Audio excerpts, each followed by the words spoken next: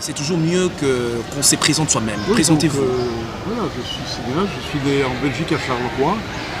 J'ai 70 ans aujourd'hui. J'étais professeur d'université pendant une trentaine d'années. Je suis aussi journaliste et j'ai réalisé de nombreux films de fiction et documentaires de par le monde, dans de nombreux pays. Ça va de l'Iran au Brésil, du Maroc à la Somalie, de la Guinée à la Russie. Mais j'ai quand même fait, sur 32 ans, 13 films au Congo-Zaïre.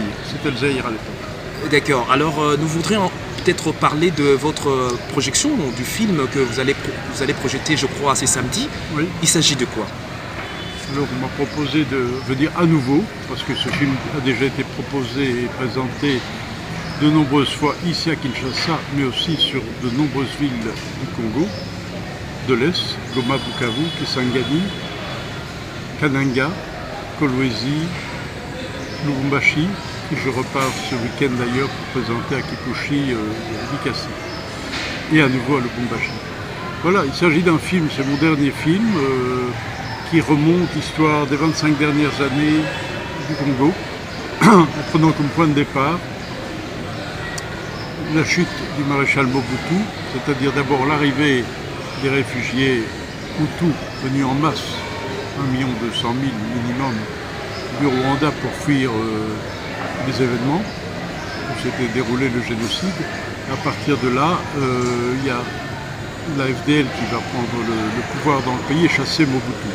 Voilà, et on commence avec cette première guerre, la guerre de la FDL, de Kabila père. Et puis on va remonter au fil du temps tout ce qui s'est passé jusqu'à l'avènement de Félix Tshisekedi lors des élections controversées, des dernières élections controversées. Mais c'est un voyage dans le temps, un voyage dans l'espace aussi, parce qu'on va aller voir ce qui s'est passé à l'Est, ce qui s'est passé en province de l'Équateur, dans la province orientale, ce qui s'est passé au Katanga, ce qui s'est passé au Kasaï. Voilà, c'est une leçon d'histoire, bien utile je pense, parce que je pense que chacun a une connaissance très fragmentaire de son histoire. Moi-même, en faisant ce film, malgré que je fréquente le pays depuis 32 ans et que j'ai circulé dans à peu près tous les coins du pays, j'ai découvert des choses que je ne connaissais pas. Donc c'est une manière de remettre en ordre les fragments éclatés de la mémoire pour permettre d'avoir une vision cohérente des enjeux. Pourquoi le Congo, depuis 25 ans, vit dans certaines régions dans la tragédie permanente. Merci beaucoup. Pour contextualiser notre entretien, je signale que nous vous trouvons ici dans un colloque interdisciplinaire, international sur la pensée des riqueurs et les horizons africains. Alors, pour ne pas mettre la charrue avant le bœuf, pourquoi cette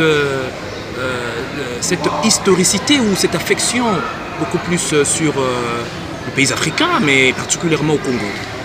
Il n'y a pas eu que les pays africains, hein. Il y a eu le Brésil, il y a eu l'Iran, il y a la Russie, il y a eu d'autres pays, il y a la Belgique. Les 3 derniers films d'eux ont été faits en Belgique.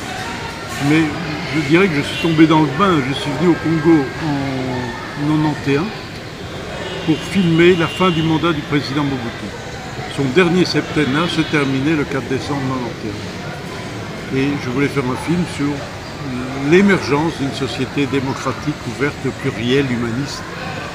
Et malheureusement, l'histoire m'a donné tort, puisque Mobutu a créé le chaos, les pillages très violents, une répression aussi généralisée pour rester au pouvoir. Il est encore resté au pouvoir 7 ans.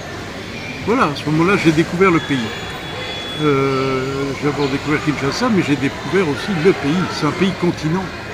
Donc j'ai fait un premier film qui était sur le moboutisme, ça s'appelle le cycle du serpent. Et puis j'ai quand même fait le film sur Mobutu, de sa naissance à sa mort, qui s'appelle Mobutu roi du Zaïre. Voilà, c'était une remontée dans l'histoire.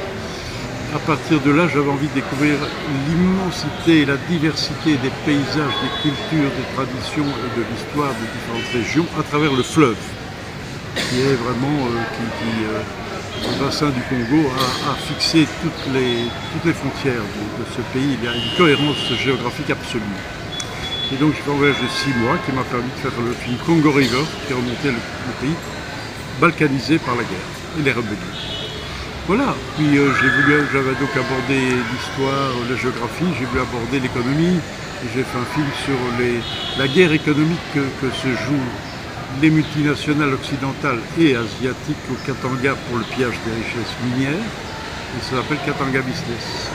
Puis il y a eu l'assassinat de Floribert Chebeya, qui est un ami que je connaissais, et je suis venu pour les condoléances, mais très vite j'ai compris que c'était un crime d'État. Et j'ai fait un film qui s'appelle L'affaire Chebeya, un crime d'État.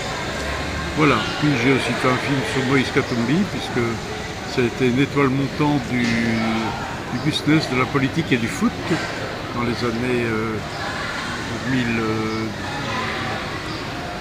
2010. Voilà. Puis après, il y a eu l'épisode du docteur Denis Mukwege qui a été... il y a eu une agression, on a tué un de ses proches, on avait pris sa famille en otage, il est venu se réfugier en Europe. Et là, je me suis intéressé à ce médecin qui soigne les femmes violées avec extrême violence depuis des années et qui est leur porte-parole, la voix des sans-voix, et qui a été aux Nations Unies demandé qu'on mette fin à l'impunité dont jouissent les criminels et les violeurs. Et voilà, j'ai fait un film sur le docteur Mukwege, je pense avoir terminé mon cycle. Et là, c'est le docteur Mukwege qui m'a boosté pour faire un dernier film en disant on a fait un film sur les victimes qui a eu beaucoup de succès international, qui a été montré partout et dans les grandes enceintes politiques, Nations Unies, Parlement européen, Congrès américain, Conseil des droits de l'homme, et j'en passe parce que on a fait à peu près 25 pays ensemble. Il m'a dit je crois qu'il faut faire un film sur le thème de l'impunité et sur les bourreaux, plus sur les victimes mais sur les bourreaux. Et c'est le film L'Empire du Silence, dont j'assure aujourd'hui la promotion dans l'ensemble du pays, bénévolement d'ailleurs.